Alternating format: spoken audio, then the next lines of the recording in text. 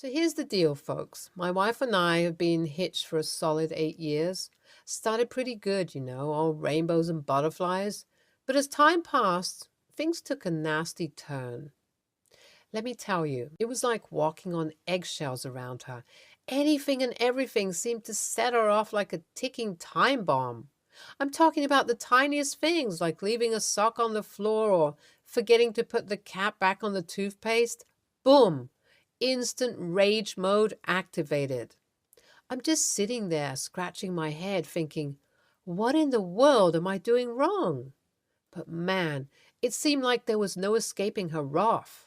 And trust me, I tried. Oh, how I tried. It's the little things that get to you after a while. She'd get all worked up over the most mundane stuff, and I'd be sitting there clueless as can be, wondering if I somehow stumbled into Jurassic Park. For example, picture this.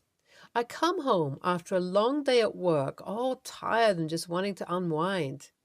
I kick back on the couch, grab the remote, and start channel surfing. And boom, there she goes, huffing and puffing, all upset that I didn't greet her with some grand romantic gesture. I mean, come on, I'm not a Hollywood movie for crying out loud. Or how about this one? I'd be making us some dinner, trying my best to be the Gordon Ramsay of our humble kitchen, and instead of a thanks or great job, hun, she'd find something to criticize, like the seasoning being a smidge off. Seriously? Now, don't get me wrong, I love her and all, but man, the constant nitpicking and negativity were taking a toll on me. I felt like I couldn't do anything right, and it started to mess with my self-esteem. So there I was, stuck in this cycle of frustration and confusion, trying my best to keep the peace, but feeling like I was always walking on thin ice. My wife's got some major anger issues. I've become almost immune to her explosions, but that doesn't mean it doesn't sting like a swarm of bees. When she gets mad, oh boy, it's like a ticking time bomb. But here's the thing. She won't scream at you like a banshee. Oh no, she's got this uncanny way of staying eerily calm. It's like she's mastered the art of delivering those words that hit you right in the gut, the kind that'll leave you speechless. I mean, picture this. We're having a simple argument about something silly like whose turn it is to take out the trash. All of a sudden, she drops this line about how I can't even handle basic household chores, and that's why I'm a disappointment. Or how about this, gem? We're talking about our plans, and she decides it's the perfect time to casually mention that I'll probably mess everything up like I always do. Talk about a confidence booster. And let me tell you, it's not just the words, it's the way she says them. She all calm and composed like she was handing out compliments instead of cutting me down to size. It's like she's got this secret power to destroy self-esteem with a single sentence. I've tried to talk to her about it and suggests maybe we should consider therapy, work through her anger issues together, but nope. She's got this whole therapy isn't for me mindset. It's like she's allergic to seeking help, even though it could do wonders for her and us. So there we were, talking about our daughter's school issues, and I made a simple, albeit annoyed remark that I wish she took after me a bit more. And then, boom, my wife drops the mother of all bombshells. She claims our daughter is not biologically mine. Talk about a gut punch. Now, let me be real with you. My wife is the queen of pushing my buttons, and I've built up a resistance to her low blows. But this one? Oh boy, this one hit me like a runaway freight train. Still, I wasn't going to give her the satisfaction of seeing me lose it. Nope. I kept my cool and went about my business like nothing happened. But inside my mind was racing like a NASCAR race. I couldn't just ignore a bombshell like that. So I decided to do a little detective work. Sneaky, I know, but desperate times call for desperate measures. I started going through my documents trying to just calm myself down because I didn't want to talk to her. So after the whole is she my daughter or not drama, my wife decided to flip the script on me. She's mad at me. Can you believe it? And why, you ask? Because I dared to be upset about her vicious lie. Talk about a plot twist. Now, let me tell you, keeping my cool through all of this, like walking on hot coals, I mean, who wouldn't be upset after a bombshell like that? But nope, I held my ground and tried to reason with her. But you know what they say about a woman scorned. She turned into a fire-breathing dragon, spewing out all sorts of irrational accusations. She claimed I didn't care if our daughter was biologically mine or not. Like, seriously? Where was she getting this from? And to top it all off, she dared to say that I don't love her or our kid anymore. Like, hold up, lady. Let's not jump to conclusions here. Just 'cause I'm upset about her lies doesn't mean I've suddenly stopped loving my family. But nope, she wasn't having any of it. She kept on yelling, acting all crazy and unreasonable. It was like dealing with a tornado on a rampage. And I was trying my best to stay grounded. And here's the kicker. She even went so far as to threaten our marriage. Can you believe it? She said she was reconsidering our whole relationship because I dared to have feelings and be upset about her lies. Talk about twisting the truth. But you know what, my fellow dudes? I'm not gonna let her crazy accusations and mind games get to me. I know who I am, and I know how much I love my wife and our daughter. Just 'cause we hit a rough patch doesn't mean our whole world has to crumble. Update 1. So it's been a couple of days since the bombshell dropped, and my wife is still on a rampage, spewing hurtful words left and right. It's like a never-ending storm of anger and frustration. I tried my best to keep my cool, but there's only so much a guy can take, you know. She kept saying things that cut like a knife, like how I'm a heartless monster for not instantly forgiving her lies. Seriously, who talks like that? So I finally reached my breaking point and I blurted out the D word. Divorce. Yep, I said it. And let me tell you, she went silent. It was like someone hit the mute button on her, and for a moment, I almost felt relieved. But then reality kicked in and I saw the hurt in her eyes. Maybe I went too far, but at that moment, I couldn't see any other way to stop the chaos. It's like I needed to shake her out of this madness. Now we're stuck in this awkward silence, and I'm wondering if I made the right call. Was it just a heat of the moment thing, or did I mean it? I don't even know anymore. Part of me wants to reach out and talk things through, but the other part is scared of reopening old wounds. It's like walking on a tightrope, and I don't know which step to take next.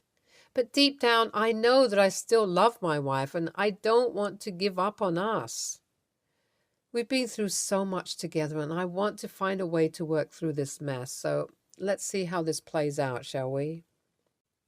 Update 2. So after I dropped a D-bomb on my wife, she's all in a panic, begging me not to take it seriously.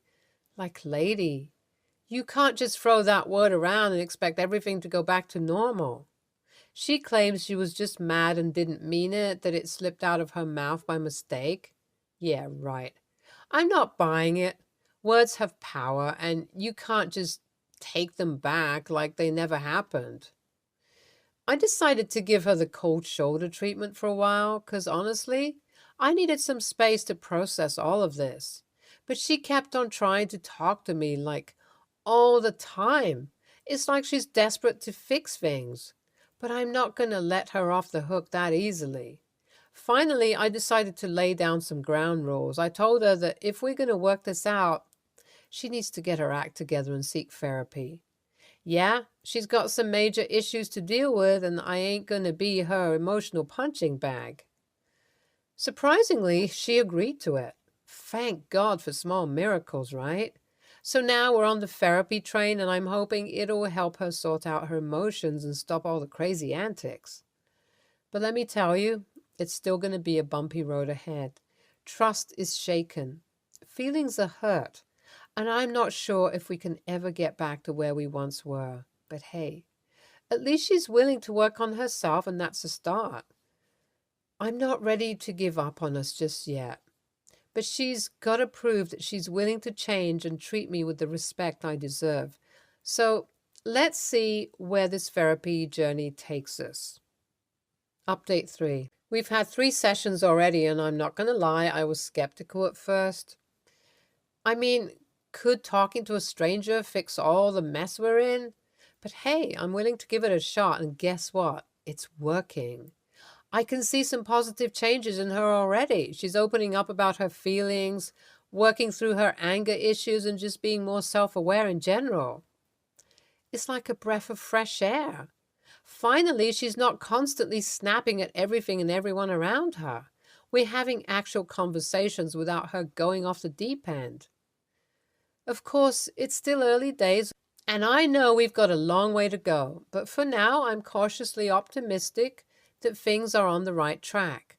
I got to admit, I was worried that therapy might be a temporary fix and she'd revert back to her old ways once the sessions were over. But she seems committed to making real changes, and that gives me hope. Now, don't get me wrong, it's not all rainbows and butterflies. We still have our rough moments, but it's like we're finally moving in the right direction. And let me tell you, it feels good to have some peace and sanity back in our lives. We're not out of the woods yet, but at least we're starting to see some light at the end of the tunnel. NTA, dude, your wife's anger issues were out of control, and suggesting therapy was a great move. Take some space for yourself, heal, and I hope therapy helps you both work through this. NTA, therapy can be a game changer. Take time for yourself, and I hope it brings positive change to your relationship. Hang in there, man. Next story. I recently turned 18, giving me the legal right of being able to get in contact with my father for sperm donors. I was conceived through a sperm donation and have known this for most of my life.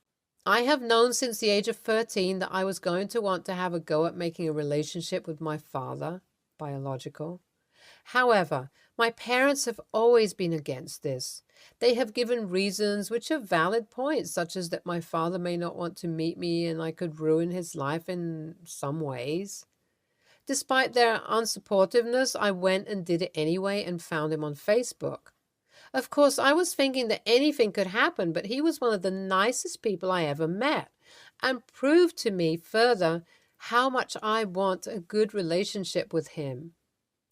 To cut a long story short, we decided on a place and time to meet each other, and we did. I was able to be brought back to his house, and I met his family, his wife, kids, and brother. He had a sister that I didn't get to meet on that occasion. Upon returning to my home, my parents had sat at the dining table and were waiting for me in silence in an extremely intimidating manner. They asked the usual, "Where have you been?" and "What time do you call this?"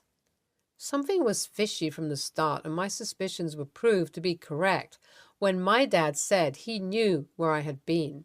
This continued for a few weeks where I would spend time with him, and I even introduced him to my girlfriend and her dog as the only people that really supported me through this. My parents' behavior has become increasingly aggressive towards myself and people close to us. It is really making me question my doing here. Was I the a-hole? Edit. Update on the situation. So, as I mentioned as a reply to a comment, this man was on my birth certificate, and I was told by you guys to sit them down and have a conversation with them all. So I did. After my mother returned home from work, I gathered everyone into the lounge, BioDad on Zoom, and asked why he was on my birth certificate. So here's the story. BioDad met Mother 5 years before I was born and had a relationship going on. For that entire time, however, I feel like I should have mentioned this before, but my parents now have been together for just over 30 years. You do the math. That means my mother was having an affair, but in the time that they had been seeing each other, my mother became pregnant with me. My non-bio dad is actually infertile, something I didn't know about till now. So when he found out my mother was pregnant, he reacted in a different way. He was happy for her. She said she didn't want a divorce but was willing to keep the baby with him.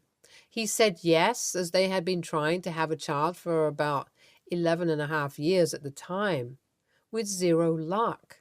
So the reason why Biodad was named in the birth certificate was because they had an arrangement together that he would be present at birth without my dad being there, so he would be named on the certificate.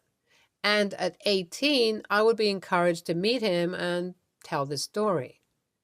In return, he would tell no one about them and would give monthly payments as well as staying far away from her forever. He upheld his end, but she didn't do the same, which disappointed my bio dad, but made him very glad that I had contacted him. So now, long story short, if any of you couldn't be bothered to read that, mother had an affair, parents kept me, bio dad on certificate gets to meet me at 18, and I would be told the story.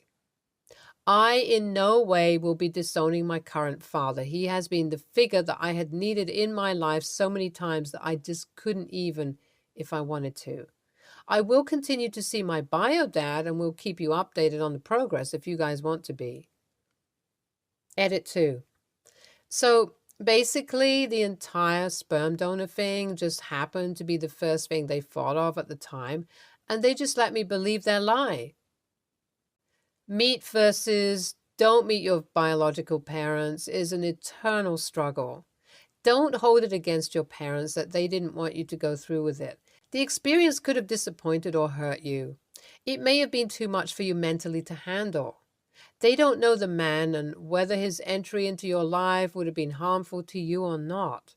Finally, there's often a fear that you might end up choosing genes over them. It is your right to meet your biological father, and it's awesome that it has been a good experience. Now you need to work with your parents through their resentment and worries. NaH. NTA, but based on your comments along with the reaction of your parents, it seems there is still something going on here. Sperm donors' full names are not usually disclosed to the recipient, so it's odd that he's on your birth cert, if not actually unbelievable given the situation. Ask Biodad to see how he reacts. My guess is it won't be a random sperm donation and there are bigger skeletons in the closet. You could also ask what clinic they used and confirm it with them. I recently turned 18, giving me the legal right of being able to get in contact with my father for sperm donors. End of conversation. NTA. You are an adult now and can make your own decisions. It sounds like this meeting has been a positive experience for you and gave you some closure. Your parents are being aggressive and manipulative. Next story.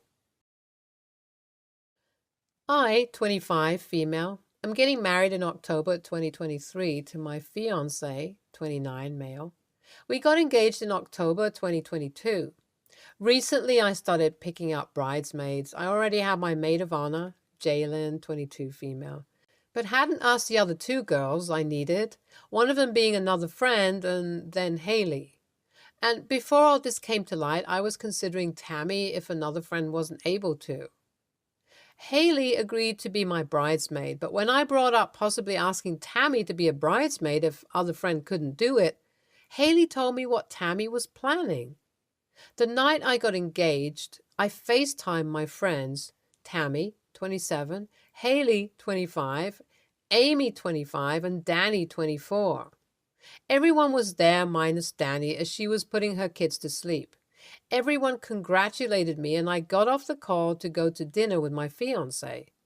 Haley got off the call and Tammy and Amy stayed on to badmouth me and my fiancé, saying that I was rubbing it in their faces. Danny ended up joining the call and heard all this go down and told Haley what happened. In November, Tammy brought up to Haley that she's trying to divorce her husband. They've been separated longer than me and my fiancé and have known each other because she plans to get married the same day as me, but earlier in the day. Keep in mind that I had already had a date picked out since a week after I got engaged. I was very open about that and about the fact we were planning on having a Halloween wedding. Haley recorded the rest of the call. Tammy and Amy tried to justify the date using the excuse that Tammy deserved to be married first. She wasn't even first to begin with. Haley was. In fact, I'm the only one who hasn't been married. I don't know why this all matters to her. Haley told Tammy wouldn't attend if it was the same day and called her an attention seeker. Not even 24 hours later, Tammy was in the group chat crying that her husband said he dragged the divorce out in court. She then went crying to Danny saying that it's not fair, I'm getting married before her, which again is wrong. She also claimed my relationship wasn't valid because I haven't had a relationships like her and therefore can't appreciate my fiancé. She even made a joke that he'd leave me like my last fiancé. The breakup was mutual. In the GC, Tammy asked what my dress would look like. I sent the link to the website I got the dress from, and sure enough, a week later, Danny got confirmation that Tammy got the exact dress and plans to wear it to my wedding. My fiancé, Jalen, Haley, and Danny think I should block her from attending, if not for me, then to keep her from looking like an idiot wearing my dress. But personally, I may be TA here. I want to see her look stupid in front of everyone at my wedding. I know she'll be berated, which would be fine by me considering she couldn't even let me have one day about me. So WIBTA if I let her wear my dress? Why WBTA? Not for her, but for yourself and your fiancé. When you look back to that day, what do you want to remember? How happy and in love you both were, or how that sad person made a fool of herself? You don't need her in your life. Just uninvite her and whoever agrees with her and focus on making this day the best for you as a couple. Start your marriage with happiness and love, not pettiness. The immaturity here is mind-boggling. Tammy is getting married the same day as you in the same dress as you. She plans to leave her wedding and reception to come to your wedding while wearing the same dress, as if this was some sort of who wore it better competition just to cause drama at your wedding. You want to let her so she can be berated and look stupid without any regard for the wedding being the groom's day as well? Is this really how you want to start your marriage? I'm not sure either of you is mature enough for marriage, but that isn't the question. As to your question, you WBTAH, if you invite her and let her wear your dress after your fiancé has expressed his opinion on the matter. ESH, it's not just your day. Your fiancé is also getting married and he doesn't seem to want her parading around in the same dress trying to make a scene. Your friends all sound uncomfortable with it. Your family would almost certainly not appreciate it. Putting everyone in an awkward, uncomfortable position because you want to be petty and embarrass her is not really okay. Nor does it accomplish anything. She isn't going to learn her lesson or anything. She'll just be even more jealous that you have such loyal friends. Although it would be super funny to have pictures together with her, LOL. Stay tuned for more stories from our girl relationships.